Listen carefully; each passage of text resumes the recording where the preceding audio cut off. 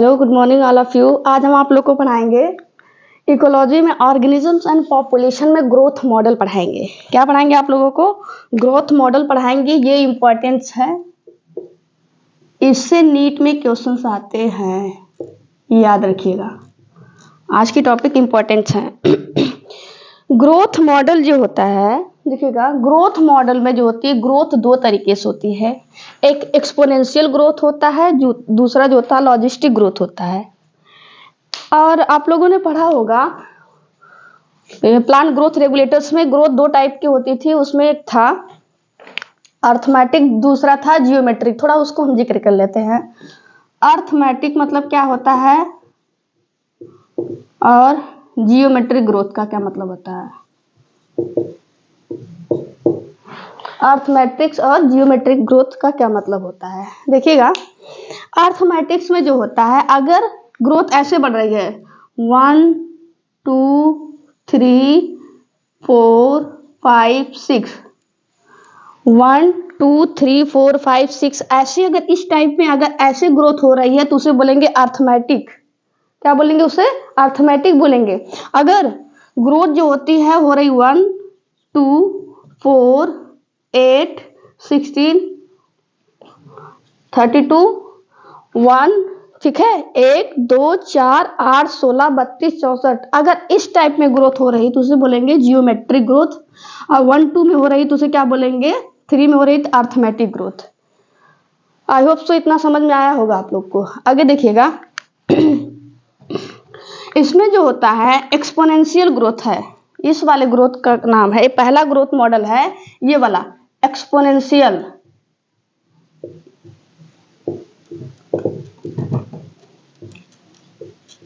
Exponential growth का दूसरा नाम लिख लीजिए आप लोग, जियोमेट्रिक ग्रोथ। अभी जो पढ़ाए हैं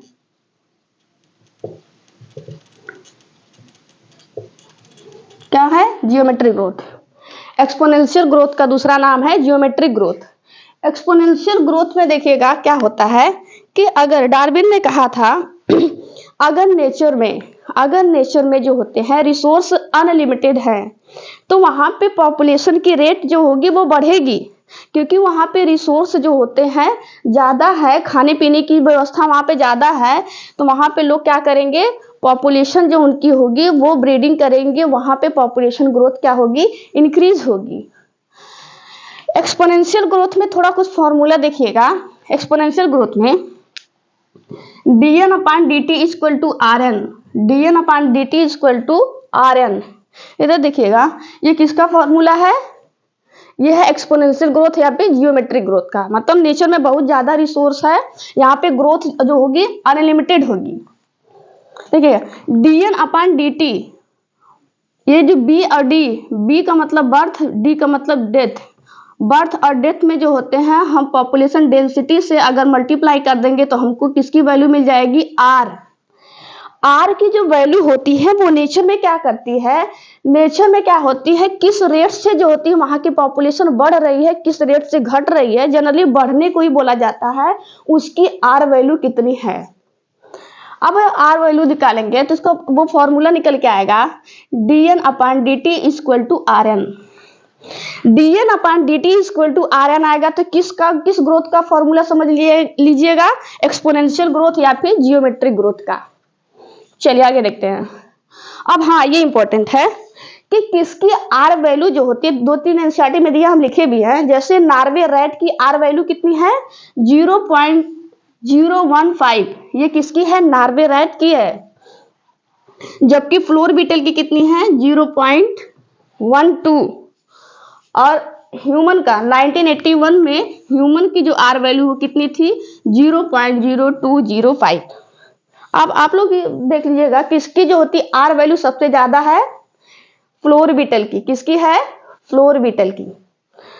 नार्वे रैट, फ्लोर बीटल्स, 1918 में ह्यूमन बींग्स के ये आर वैल्यू दिया गया है, जिसमें से सबसे ज्यादा किसकी है? फ्लोर बीटल की है। चलिए जो यहाँ देखिएगा, थोड़ा इसको देखिएगा, ये है, ये फॉर्मूला जो है ये डिफरेंशियल फॉर्मूला है। ये ग्रोथ जो होती है एक्सपोनेंशियल ग्रोथ या फिर जियोमेट्रिक का, ये जो कौन सा फॉर्मूला है? ये डिफरेंशिएशन वाला फॉर्मूला, डिफरेंशियल फॉर्मूला है। ये जो हम N T equal to N naught E की पावर आर टी जो है ये इसका कौन सा फॉर्मूला है, इंटेग्रल फॉर्मूला है। चलिए देखिए ये वाला ग्रोथ, ये वाला इक्वेशन दोनों इक्वेशन किसके हैं, एक्सपोनेंशियल ग्रोथ या फिर जियोमेट्रिक ग्रोथ के ही हैं, अलग अलग नहीं है। बट ये डिफरेंशियल फॉर्म में है, ये इंटीग्रेटेड फॉर्म में है। देखिएगा इंटीग्रेटेड फॉर्म में, देखिएगा यहाँ से इसी साल जो होता है, जो पिछली बार एग्जाम हुआ था, ये पूछा था नीट में कि ई का मतलब क्या होता है। इतना इजी क्वेश्चन पूछ रहा है। देखिए उसमें दिया था कि ऑप्शन में दिया था ई का मतलब क्या होता है, बहुत सारे वहां पे ऑप्शन दिए थे। एन टी का मतलब होता है population density after time T. Population density जो होता है टाइम के साथ कितनी बढ़ रही है, कितनी घट रही है। एन नॉट का मतलब होता है पॉपुलेशन डेंसिटी आफ्टर टाइम क्या हो रही है, जीरो हो रही है। आर का मतलब होता है intrinsic rate of natural increase, मतलब नेचर में जो होता है किस रेट से पॉपुलेशन जो होती है बढ़ रही है, वो क्या कहलाती है, उसकी आर वैल्यू कहलाएगी। अब जबकि ई का मतलब होगा the base of natural logarithm, इसका जो होता है ये इस चीज याद रखिएगा 2.718, इतना नहीं याद होता, इतना याद रखिएगा 2.718। अब इधर देखिए थोड़ा इस पे फिगर पे आ जाइएगा। अभी हम एक्सपोनेंशियल और जियोमेट्रिक की बात कर रहे हैं, अभी हम लॉजिस्टिक की नहीं बात कर रहे हैं। इधर देखिएगा ये जो ये वाला शेप जो ये वाली लाइनिंग गई है, ये देखिए जे शेप का है। और कोई पूछेगा एक्सपोनेंशियल ग्रोथ का जो होता है शेप कैसा होता है, किस शेप का होगा, जे शेप का। क्योंकि यहाँ पे क्या होगा बाबू, नेचर में जो होते हैं रिसोर्स ज्यादा होंगे, अनलिमिटेड रिसोर्स हैं, तो वहां पे पॉपुलेशन भी क्या होगी, बढ़ेगी।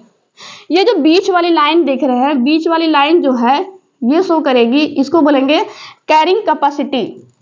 क्या है इसकी, कैरिंग कैपेसिटी है इसकी। देखिए कैरिंग कैपेसिटी का मतलब क्या है कि यहां तक ही क्या है, यहां तक ही रिसोर्स है, यहां तक ही ग्रोथ होना ही निश्चित है। ये आप बोलेंगे कि मैम ये वाला तो जो होता है यहां तक ग्रोथ हुआ, चलिए मान ले रहे हैं, लेकिन ये वाला देख लिए ग्रोथ यहां तक गया है। जो जे शेप कर्व होता है वो आइडियल कंडीशन होता है, ये हवाई वाली बात होती है, मान लेते हैं, ठीक है, ये रियलिस्टिक नहीं है। कैरिंग कैपेसिटी का मतलब होता है कि ये जो लाइन होती है यहीं तक ये लिमिटेड रिसोर्स है जिनका ग्रोथ होना होगा, इसी पैमाने पे होगा। कहां पे, कैरिंग कैपेसिटी एक पैरामीटर है। अब देखिएगा ये वाला formula dn upon dt equal to R N, dn upon dt equal to R N K minus N upon K. देखिए इसको याद करने का तरीका क्या है, यहां तक तो आप लोग को याद होगा dn upon dt equal to R N exponential growth में था।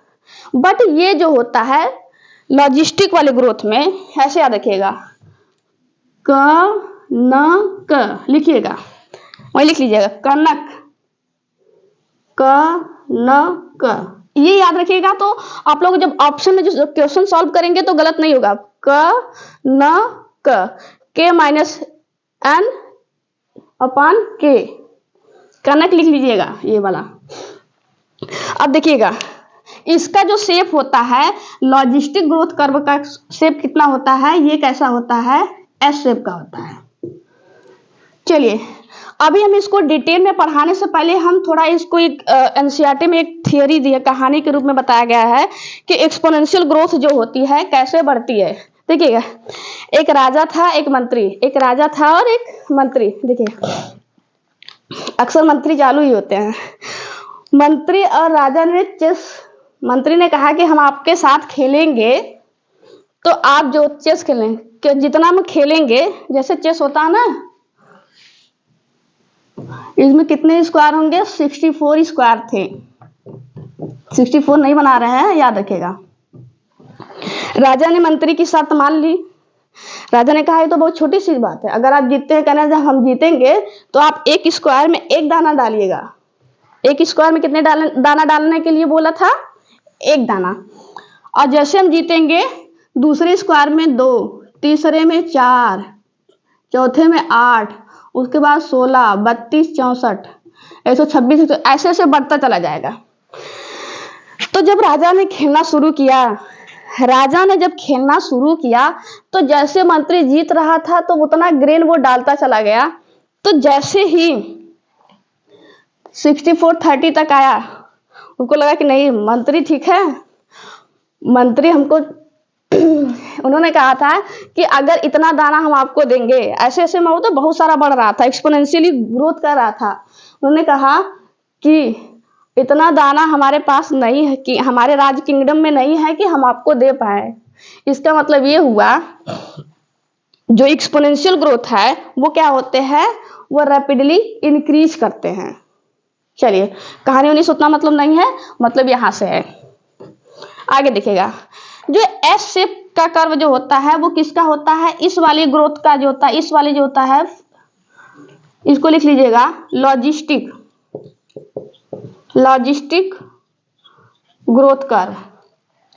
कोई पूछेगा चलो हमको इसको ए मान लेते हैं, इसको बी मान लेते हैं। इधर देखिएगा, रिसोर्सेज अनलिमिटेड किस में है, एक्सपोनेंशियल में। रिसोर्सेज लिमिटेड किस में है, लॉजिस्टिक में। और एक चीज और याद रखिएगा, पूछा था एक बार, रियलिस्टिक ग्रोथ कर्व जो होता है किस में बनेगा, लॉजिस्टिक में। रियलिस्टिक जो होगा, लॉजिस्टिक ऐसा याद रखिएगा, लॉजिस्टिक रियलिस्टिक मिल रहा है ना, लॉजिस्टिक किसका, रियलिस्टिक जो होता है ग्रोथ कर्व किसका होगा, लॉजिस्टिक का होगा। सबसे ज्यादा रिसोर्स अनलिमिटेड किस में होंगे, ए में। रिसोर्स लिमिटेड किस में होंगे, बी में। ए का शेप जे शेप, बी का शेप एस शेप। आगे देखिएगा, इसको जो तो वर्ल्स रिएक्शन में देखिएगा, इसमें जो होता है के क्या है, कैरिंग कैपेसिटी है, वही चीज है, के क्या है, इसकी कैरिंग कैपेसिटी है, एन जो होती है उसकी पॉपुलेशन डेंसिटी। चलिए एक बार फिर से हम रिवाइज कर देते हैं। अनलिमिटेड रिसोर्स किसमें, ए वाले में। जो होता है रिसोर्स लिमिटेड किसमें होगा, बी वाले में। जे शेप का कर्व किसमें जाएगा, ए में। एस शेप का किसमें जाएगा, बी में। यहीं पे एक चीज और देख लीजिएगा, रियलिस्टिक किसका कर्व है, बी का, ए का नहीं, याद रखिएगा। रियलिस्टिक लॉजिस्टिक कनक, ये याद रखिएगा। यहीं पे थोड़ा हम देखे हैं एस वाले फेज में,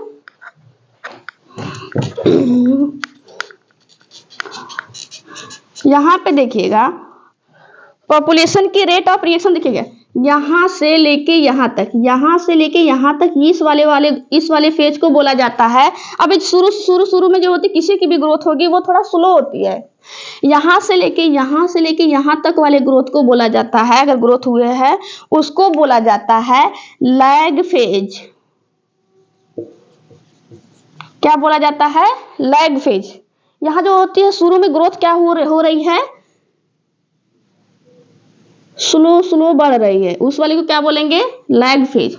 अब ऊपर देखिएगा, यहां से ये रैपिडली क्या हुई, ग्रोथ हुआ है, तेजी से ग्रोथ हुआ है, तो इस वाले फेज को बोलेंगे लॉग फेज।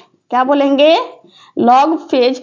और लॉग फेज का ही दूसरा नाम है एक्सपोनेंशियल फेज। लॉग फेज का दूसरा नाम एक्सपोनेंशियल फेज।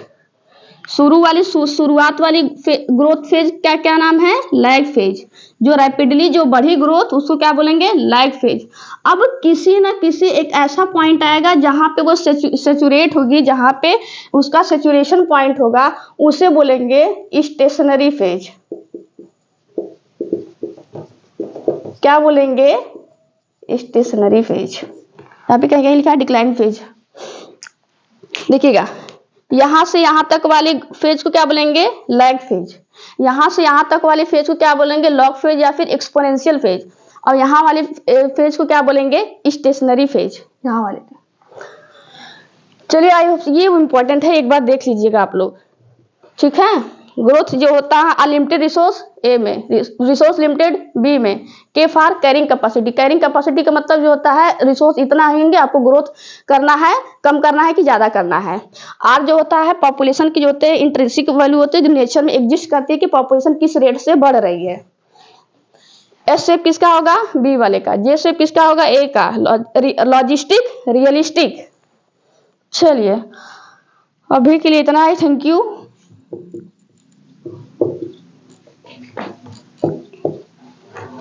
आज के लिए